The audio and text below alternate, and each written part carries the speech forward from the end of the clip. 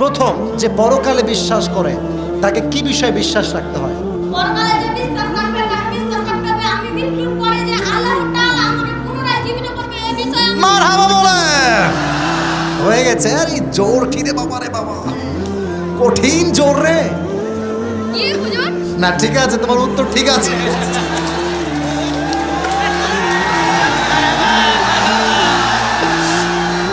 সবাইকে আমার পক্ষ থেকে আসসালামু আলাইকুম।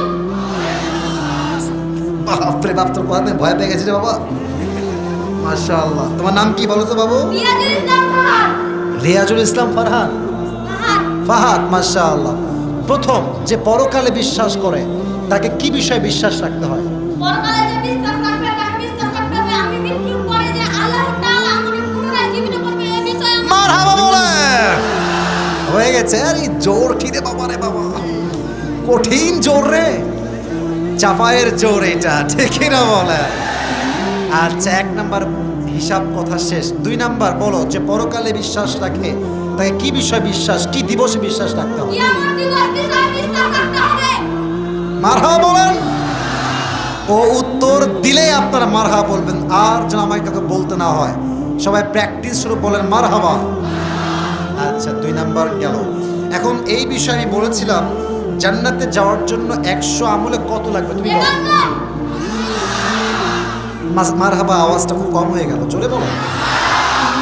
আচ্ছা, এবার বলো, কিয়ামতের দিবসে মানুষের পরিচয় কি নেতা বা বাপ দিয়ে হবে না কি দিয়ে হবে? আমল দিয়ে তোমরা মারহাবা বললে না সবাই জোরে সোরে? আচ্ছা বলো তো, কিয়ামতের দিবসে প্রথম হিসাবটা কি বিষয়ে হবে? সালাতের আমার টাকা কনফার্ম লস।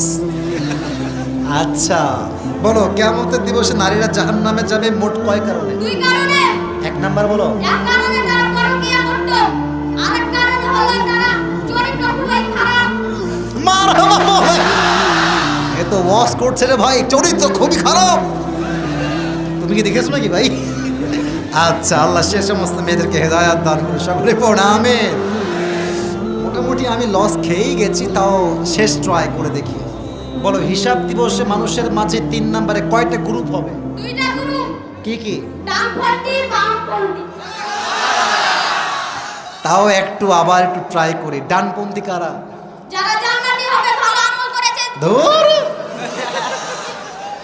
কি হুজুর না ঠিক আছে, তোমার উত্তর ঠিক আছে।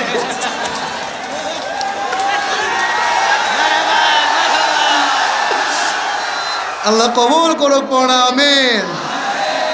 নিয়ত ছিল 500 দিব, বাট নিয়ত চেঞ্জ, তাকে আমি আজকে 1000 টাকা পুরস্কার দেব।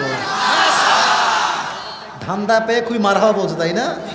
মাশাআল্লাহ, আমার জন্য সবাই দোয়া করবেন। মাশাআল্লাহ, আল্লাহকে কবুল করো, পড়া আমিন। হুজুর আমার জন্য দোয়া করবেন। হ্যাঁ অবশ্যই, মাইক রাখো, আমি তোমার পুরস্কার দিয়ে দেই।